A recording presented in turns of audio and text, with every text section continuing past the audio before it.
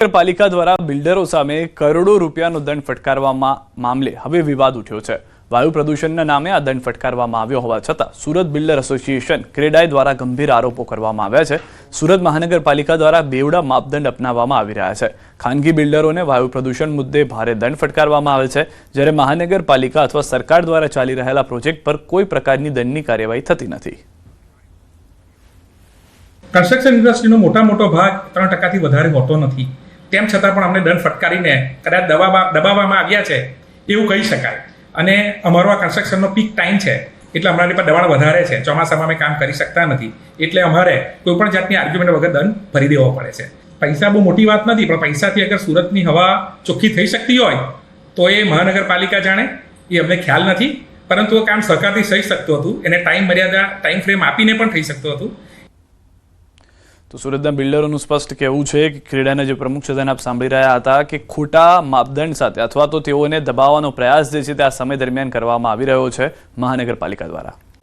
તેથી સમાચાર, કોંગ્રેસ દ્વારા એસઆઈઆરની કામગીરીનો વિરોધ, મતાધિકાર છીનવવાના પ્રયાસો સામે અવાજ ઉઠાવ્યો।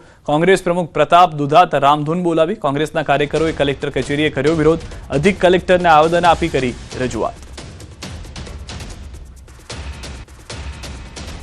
ભારતીય જનતા પાર્ટીને ચેલેન્જ આપું છું કે તમે તમારી પ્રેસ સામી રાખો, અધિકારીઓ એની પ્રેસ રાખે અને અમે વિરોધ પક્ષે અમારી પ્રેસ રાખીશું। કોણે આ ફોર્મ રજૂ કર્યા? 8000 ફોર્મ મારી વિધાનસભાના જે રજૂ થયા છે એ ક્યાંથી રજૂ થયા? એક જ દિવસે કઈ રીતના રજૂ થયા? દૂધનું દૂધ ને પાણીનું પાણી થશે? આ જવાબ ચૂંટણી પંચ આપશે। સરદારની પ્રતિમાનું અપમાન, દહેગામમાં સરદાર પટેલની પ્રતિમા સાથે શરમજનક કૃત્ય। નહેરુ ચોકડી પર લગાવેલી છે સરદાર પટેલની પ્રતિમા, અસામાજિક તત્વોએ રાતના સમયે પહેરાવી ગુલાબી ટોપી, અંધારાનો લાભ લઈને પ્રતિમા પર ટોપી પહેરાવીને કર્યું વિકૃત માનસિકતાનું પ્રદર્શન। દ્રશ્યોમાં પણ આપ જોઈ રહ્યા છો, સરદારની પ્રતિમા ત્યાં ઊભી છે। લોખંડી પુરુષ તરીકેની આ છાપને ખરાબ કરવા માટે કેટલાક વિકૃત માનસિકતાવાળા લોકોએ સરદારની ટોપી પિંક કલરની કરી અને તેના ઉપર તેઓને પહેરાવી દીધી હોય તેવા દ્રશ્યો જોવા મળી રહ્યા છે। રાતના સમયે આ ઘટના ઘટી હોવાની જાણકારી છે। હાલમાં પોલીસે પણ આ સમગ્ર ઘટનાની નોંધ લીધી છે અને અસામાજિક તત્વોને પકડવા માટેના પ્રયાસો શરૂ કરવામાં આવ્યા છે। તમામ સરકારી, ગ્રાન્ટેડ અને ખાનગી શાળાઓમાં સ્વચ્છતા અને ભૌતિક સુવિધાઓ સુધારવા માટે પ્રાથમિક શિક્ષણ નિયામકની કચેરી દ્વારા પરિપત્ર કર્યો છે, જેને લઈને શાળાઓએ 8 માર્ચ 2026 સુધીની સમય મર્યાદામાં તમામ જરૂરી કામગીરી પૂર્ણ કરવાની રહેશે।